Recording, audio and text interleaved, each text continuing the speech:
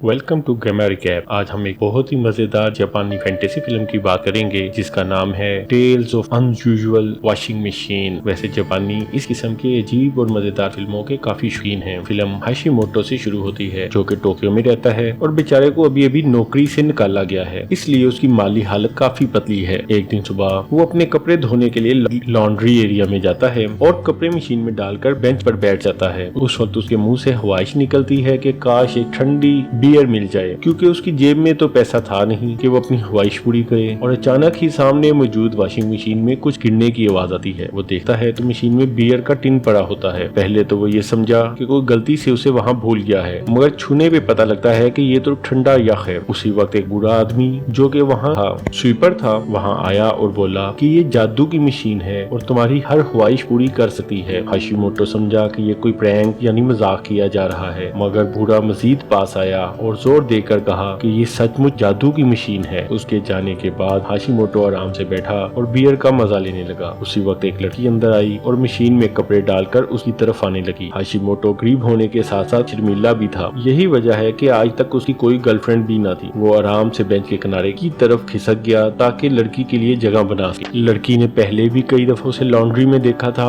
और वो अपनी मासूमियत की वजह से उसे अच्छा लगता था। वो उसके साथ बेंच पर बैठी और उससे बात करने की कोशिश करने लगी, मगर हाशिमोटो घबरा गया और बियर का टिन पीकर डस्टबिन में फेंका, मगर वो बाहर ही गिर गया। हाशिमोटो उसे उठाकर दोबारा बिन में डालने के लिए गया, मगर जो ही वो वापस मुड़ा तो लड़की रो रही थी। उसने घबरा कर उससे पूछा कि क्या हुआ, तो लड़की ने बताया कि वो ऐसी बदकिस्मत है कि 40 जगहों पर जॉब के लिए इंटरव्यू दिया है, मगर किसी एक जगह पर भी जॉब नहीं मिली। ये सुनकर हाशिमोटो ने उसे तसल्ली दी और बताया कि आजकल वो भी जॉबलेस ही है, और वैसे उस लड़की के पास जॉब ना सही, इंटरव्यू का तजर्बा तो है और वो भी इतना ज्यादा। ये सुनकर लड़की हंसने लगी और उसका हौसला बढ़ाने के लिए उसको शुक्रिया कहा। जिस वक्त वो अपने कपड़े लेकर जाने लगा तो लड़की ने बताया कि उसका नाम कोंडो है। हाशिमोटो खुशी खुशी घर आया, मगर उसकी खुशी रात को खत्म हो गई जब उसकी माँ का फोन आया और उसने बताया कि उसका बाप अस्पताल दाखिल है और अस्पताल का बिल 3 लाख येन बन गया है। हाशिमोटो जो कि पहले ही बेरोजगार था, ये सुनकर परेशान हो गया, मगर फिर भी उसने अपनी माँ को तसल्ली दी कि वो सुबह तक कुछ पैसे का इंतजाम कर लेगा। अगरचे उसे यकीन नहीं था, फिर भी सुबह वो दोबारा लॉन्ड्री में गया और वहाँ जाकर मशीन से ख्वाहिश की कि उसे 3 लाख येन दे दे। वो थोड़ी देर वहाँ रुका, फिर उसे लगा कि वो बेवकूफ बन गया है और जो ही वो वहाँ से जाने लगा उसी वक्त मशीन में पैसे नमूदार हो गए। ये देखकर वो हैरान रह गया, क्योंकि पैसे भी पूरे 3 लाख येन थे। वो पैसे उठाकर जाने लगा तो उसने देखा कि कल का खाली बियर का टिन एकदम गायब हो गया है। ये देखकर वो हैरान हुआ, मगर बुरे क्लीनर ने उसे एक दफा फिर बताया कि जो भी चीज मशीन से निकलेगी वो सिर्फ 24 घंटे तक रहेगी, फिर गायब हो जाएगी।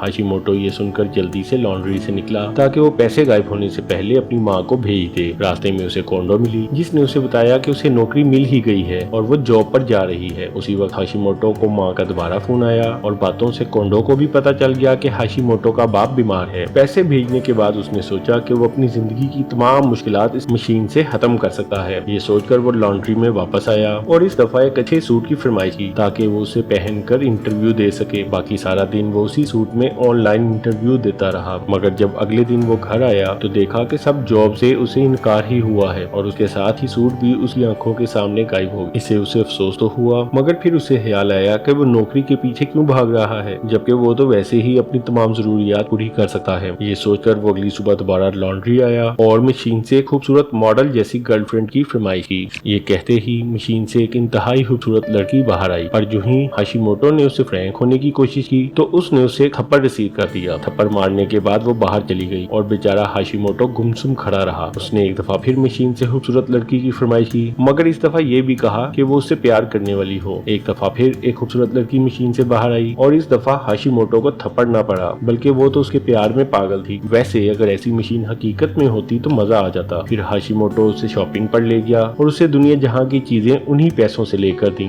आखिरकार वो शाम को घर वापस आ गए। हाशिमोटो को ये सब असल नहीं लग रहा था, इसलिए वो लड़की के ज्यादा करीब आने से घबरा रहा था। लड़की ने रात को हाशिमोटो का हाथ देखा तो बताया कि वो लकीरें पढ़ सकती है और हाशिमोटो की जिंदगी की लकीर बहुत कम है। हाशिमोटो थोड़ा परेशान सा हुआ, मगर फिर उसने इस बात को इग्नोर कर दिया। सुबह के वक्त आखिरकार जब वो उसे किस करने लगा उसी वक्त वो गायब हो गई और सिर्फ खरीदे हुए कपड़े और ज्वेलरी वहाँ रह गई। हाशिमोटो एक दफा तो थोड़ा सा उदास हुआ, मगर फिर ये सोचकर खुश हो गया कि वो जितनी चाहे उतनी गर्लफ्रेंड्स हासिल कर सकता है। इसलिए वो रोजाना लॉन्ड्री में آता اور मशीन से रोजाना ही एक नई गर्लफ्रेंड की फरमाइश करता, जिनकी पर्सनैलिटी भी हर दफा लेता होती। वो उन्हें डेट पे लेकर जाता और उनके लिए महंगी ज्वेलरी खरीदता, क्योंकि पैसे तो उसे मशीन से मिल जाते थे। अब वो जिंदगी जी रहा था जिसकी सारी जिंदगी उसे ख्वाब आते रहे थे। जब वो अपनी ऐसी ही एक गर्लफ्रेंड के साथ एक दिन डेट पे था, कोंडो ने उसे देख लिया और वो बहुत ज्यादा जेलस हुई और उनका पीछा करने लगी। वो दोनों एक ज्वेलरी स्टोर में गए और हाशिमोटो ने लड़की को एक बहुत ही महंगी अंगूठी खरीद के दी। कोंडो बहुत गुस्से में आ गई और इसके साथ साथ वो बहुत परेशान भी हुई कि हाशिमोटो के पास कुछ ही दिन में इतना पैसा कैसे आ गया। रात को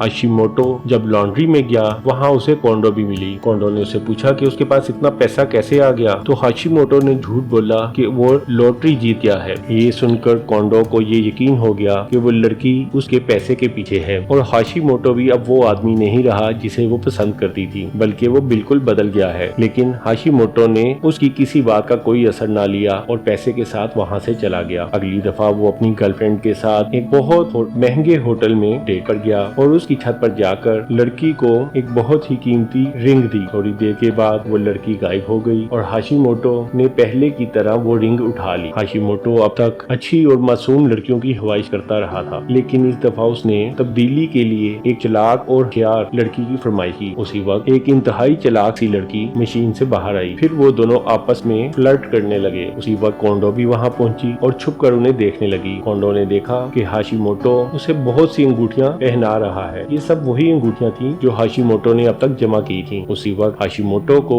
अपनी माँ की कॉल आ गई। उसने उस लड़की को खामोश रहने के लिए कहा, मगर वो एक सेकंड के लिए भी चुप ना की। चुनाचा हाशिमोटो को कॉल सुनने के लिए लॉन्ड्री से बाहर जाना पड़ा। ये मौका देकर कोंडो लॉन्ड्री में आ गई और उस लड़की से हाशिमोटो का पीछा छोड़ने के लिए कहने लगी। लड़की ने उसे बताया कि वो उसकी गर्लफ्रेंड है। ये सुनकर कोंडो से लड़ने लगी और उसके हाथ से अंगूठी उतारने की कोशिश करने लगी। दूसरी तरफ हाशिमोटो की माँ ने उसे बताया कि उसके बाप को ऑपरेशन की जरूरत है और पैसे के साथ साथ वो चाहते हैं कि हाशिमोटो भी उनके पास आ जाए। लेकिन हाशिमोटो अपनी गर्लफ्रेंड के साथ बहुत बिजी था। कॉल खत्म होने के बाद वही बूढ़ा स्वीपर हाशिमोटो के पास आया और उसे कहा कि मैं तुम्हें एक बात बताना भूल गया था कि अगर कोई आदमी इस ड्रायर से बाहर आया तो वो भी एक दिन के बाद गायब हो जाएगा। हाशिमोटो उसकी बात सुन के हंसने लगा और कहने लगा कि ये बात उसे पहले ही मालूम है। लॉन्ड्री के अंदर दोनों लड़कियां लड़ रही थी। फिर दूसरी लड़की ने सोचा कि हाशिमोटो से धोखा दे रहा है, इसलिए वो लॉन्ड्री से बाहर चली गई। हाशिमोटो अंदर गया तो उसने देखा कि कोंडो रो रही है और ये दुआ कर रही है, काश हाशिमोटो पहले जैसा मासूम आदमी ही बन जाए जिससे वो पहले मिली थी। और इसके साथ ही हाशिमोटो ने अपने आप को मशीन के अंदर पाया। उसके कपड़े भी बदले गए थे और ये वही वाले कपड़े थे जो वो पहली दफा कोंडो को मिले हुए पहने था। इसके साथ ही उसे एहसास हुआ कि मशीन ने